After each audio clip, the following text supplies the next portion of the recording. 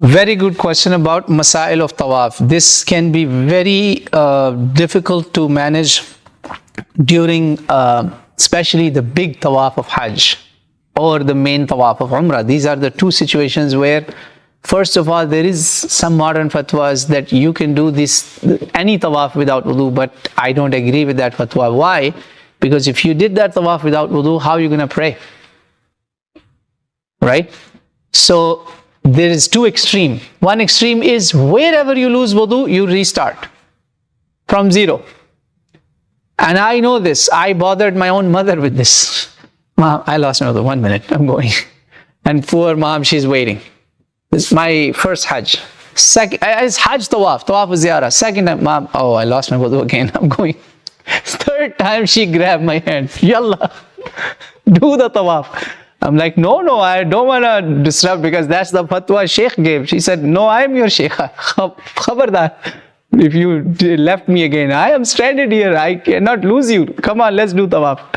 So scholars actually later on, when Allah subhanahu wa ta'ala opened my heart, I learned, I was naive, I was a teenager, subhanAllah. When I learned, scholars say, anybody who loses their wudu in frequency, make one new wudu for one salah or one tawaf.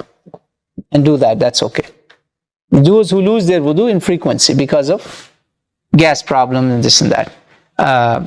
However, the middle way of these two fatwas is that tawaf, best thing is that this is the way Sahaba have done it and our Salaf have done it, following the Prophet, that wherever you stop, you lose the wudu, you restart from that circuit. Let's say you were in the third shout, third circuit, make the wudu again, especially if it's Umrah Tawaf or Hajj Tawaf, then continue from the third again.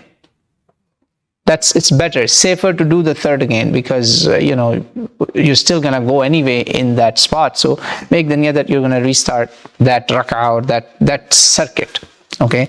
And if it's non-Umrah, non-Hajj Tawaf, just a volunteer Tawaf, I agree with that fatwa that you can do it, but make sure when you do Salah, you still should go in the sahan, in the back, areas.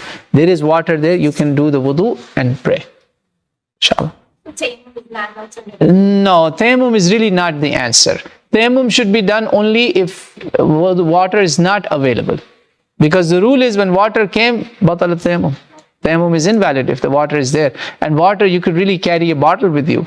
And it's very easy to sneak out a little bit from the tawaf and do a quick wudu. I've seen it. There's what's that?